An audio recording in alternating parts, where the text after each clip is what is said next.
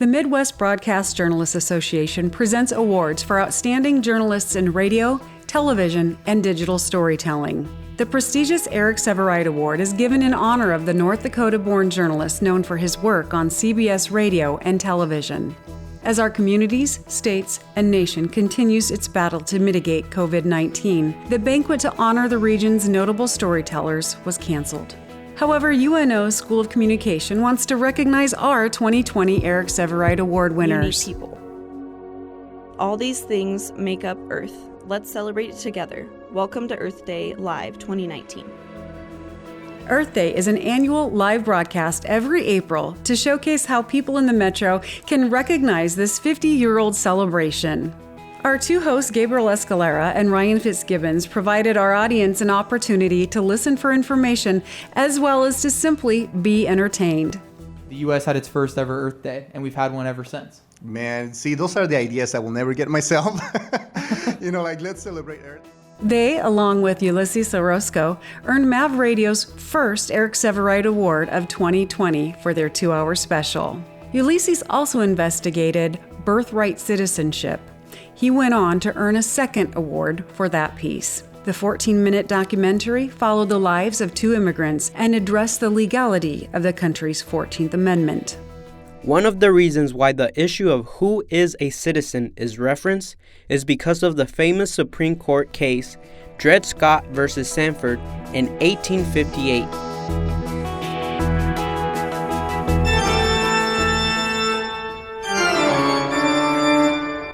Good evening and welcome to Haunted Heartland. Continue listening if you dare.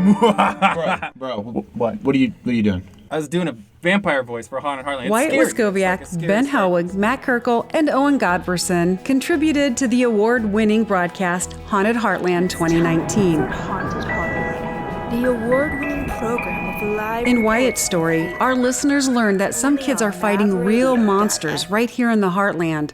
In this case, it's cancer. Lily Dotson's Halloween plans are pretty typical of an 11-year-old. Going trick-or-treating with my friends, hanging out at the house, and then it's collecting as much candy as possible.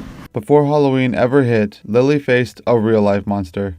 As a kindergartner, the little girl who loved princesses and dancing was diagnosed with high-risk leukemia at the age of 5. You're listening to Haunted Heartland, only on MAV Radio. The 3-hour live broadcast also earned an award for Best Talk Public Affairs segment. As a city of 12,000 people, Beatrice, Nebraska has Ben, Matt, Owen, and Jared Strandberg journeyed to Beatrice, Nebraska, where the truth of the haunted high school in this small town was finally revealed.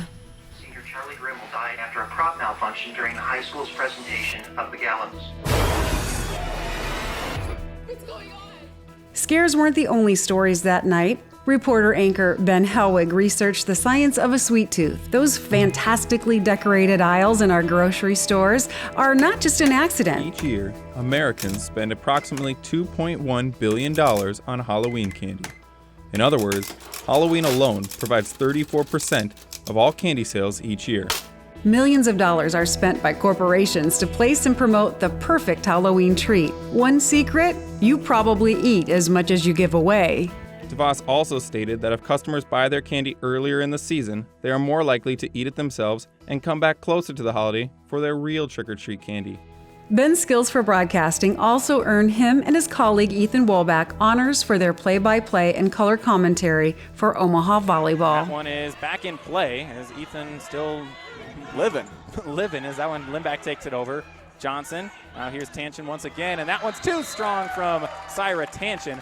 Long volley. My heart rate's got to drop a little bit. 12-10 Omaha with a lead. I would have caught. UNO graduate Charlotte Reilly spent a day in western Nebraska tracing the flight and site of the famed Sandhill cranes. Fossil records indicate cranes have been in Nebraska for 9 million years. The cranes that stop in Nebraska migrate north to the upper United States, Canada, and even Siberia. Her story earned a top spot for the best in general reporting. Meanwhile, Omaha honored a piece of its once-buried history. In September, residents remembered and paid tribute to Will Brown, an African-American man falsely accused of assaulting a white woman. Community members from different ethnicities and different backgrounds sat and listened to speakers share Will Brown's story, a story that should never be forgotten. Reporter Jay Bridgeman detailed how his lynching was the catalyst for the race riot of 1919 and how the community will not let his legacy be forgotten. Jay's reporting also earned her 2 additional Eric Sevareid Awards, her stories on vegan athletes, and one Omaha baseball player who got a second chance on the diamond stood out among the best in the Midwest.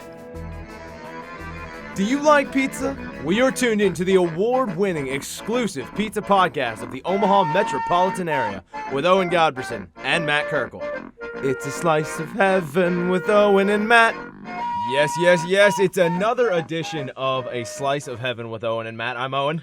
And I am Matt. And we are back again trying another local pizza here in Omaha. This one, people our generation specifically might be a little bit more familiar Finally, with. for a second year, Mav Radio's honest and entertaining pizza review podcast earned hardware for our Wall of Fame. Congratulations, Owen Godberson and Matt Kirkle, for bringing us A Slice of Heaven. Pizza! Oh, yes, pizza. Pizza! Hello, here's your pizza. Ooh, I love it. I know pizza. Oh my goodness, I love pizza. Pizza, pizza, pie. Each story represents the hard work and dedication our students commit each year. Please join all of us in the School of Communication for recognizing these students and their amazing accomplishments. Give it 2 claps!